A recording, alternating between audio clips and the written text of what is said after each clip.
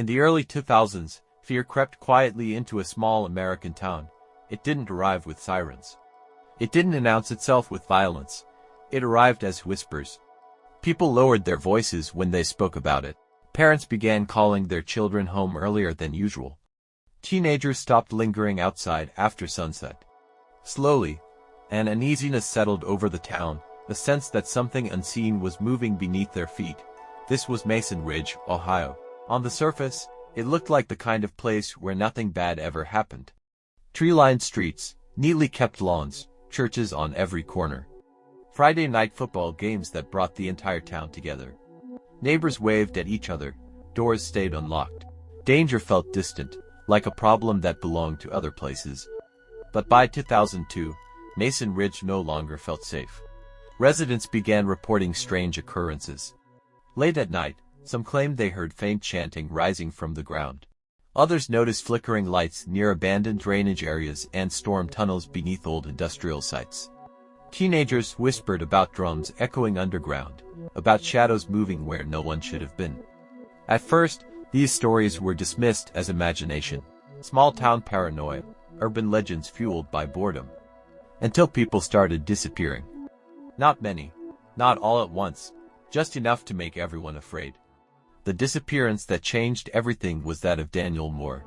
Daniel Moore was 19 years old, a quiet community college student, polite, reserved, and known for keeping to himself. He wasn't rebellious, he wasn't reckless. He was the kind of young man people describe as harmless. One evening, Daniel left his house for a walk. He told his parents he'd be back soon. It was something he did often to clear his head. He never came home. At first, police treated it as a routine missing persons case. Young adults vanished all the time. Some ran away. Some left town without telling anyone. Some simply didn't want to be found. There were no signs of a struggle, no witnesses, no frantic phone calls. But days later, something unsettling was discovered. Daniel's backpack was found near a sealed storm tunnel beneath an abandoned industrial site on the edge of town. The area was old and neglected, a place most residents avoided. Inside the backpack were Daniel's wallet and his phone. Nothing was missing, nothing stolen, but folded carefully inside was a piece of paper. On it was a strange symbol, drawn in black ink. Police didn't recognize it. Local gangs didn't claim it. No one could explain why Daniel would have it. The symbol was logged as evidence. The town logged it as a warning. Rumors spread faster than facts. Online forums lit up with speculation. Amateur investigators dug into old city records and discovered that Mason Ridge sat above an extensive underground network built decades earlier. Storm drains, maintenance tunnels, forgotten industrial corridors dating back to the 1930s. Suddenly, everything seemed connected. Underground spaces, strange symbols. Late-night chanting, a missing teenager. People began calling it an underground ritual network. Some claimed it was satanic, others believed it was pagan. A few insisted it was tied to secret societies operating beneath American towns for generations. Local pastors spoke of hidden evil from their pulpits. Parents organized neighborhood patrols. Teenagers dared each other to explore tunnel entrances, then ran back terrified. The symbol from Daniel's backpack spread online, analyzed endlessly by strangers who had never set foot in Mason Ridge. Fear became contagious. 6 months later, fear became real. Her name was Emily Rains. Emily was 22 years old, a part-time waitress, known for being kind, reliable, and hardworking.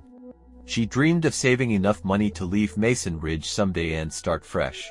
One night, Emily didn't come home. Days later, her body was found near a drainage outflow miles outside town. There were no ritual wounds, no ceremonial cuts, no signs of sacrifice, but nearby, police found melted candles fused into the concrete. And etched into a tunnel wall close by was the same symbol found in Daniel Moore's backpack. That was all the proof Mason Ridge needed. There was something underground, and it was killing people. Panic spread. The town demanded answers. State investigators were called in. For the first time, law enforcement conducted a full search of Mason Ridge's underground tunnel system.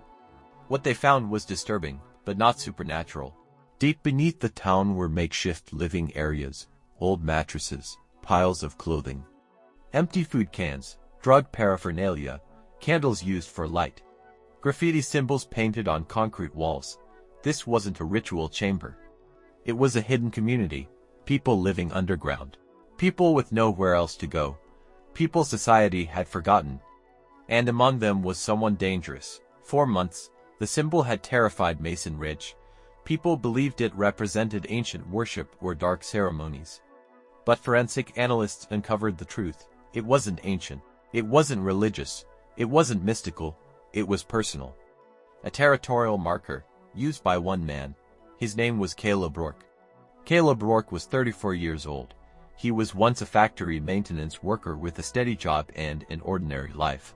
When the factory shut down, everything unraveled. He lost his job, then his home, then his family. With nowhere to go, Caleb disappeared underground. He learned the tunnels, claimed sections of them, marked his territory with symbols only he understood. Over time, others joined him. Homeless individuals, runaways, people struggling with addiction. Caleb created rules. A hierarchy, control. From the outside, it looked like ritual behavior. In reality, it was survival that turned into domination.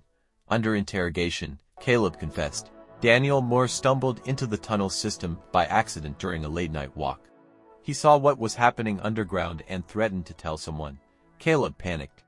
Emily Rains witnessed something she wasn't supposed to see. Violence, exploitation, control. She became a liability. There was no ritual, no sacrifice, no cult. Just fear, control, and brutality. So why did America believe the myth? Because darkness invites imagination. Because underground spaces feel ancient and unknowable. Because symbols demand meaning. And because fear fills gaps faster than facts. The idea of an underground ritual cult was easier to accept than the truth. That neglect, desperation, and silence can create monsters. Caleb Rourke was convicted on 2 counts of murder, kidnapping, and abuse of vulnerable individuals. He was sentenced to life in prison without the possibility of parole. The tunnels were sealed. Mason Ridge slowly returned to normal. But the legend never fully disappeared. Because the most terrifying crimes don't come from rituals. They come from silence, from neglect. From what we choose not to see. Every crime leaves a trail. And the last clue is always the truth. If you enjoyed this story, like the video, share it with someone who loves true crime, and subscribe to the channel, The Last Clue.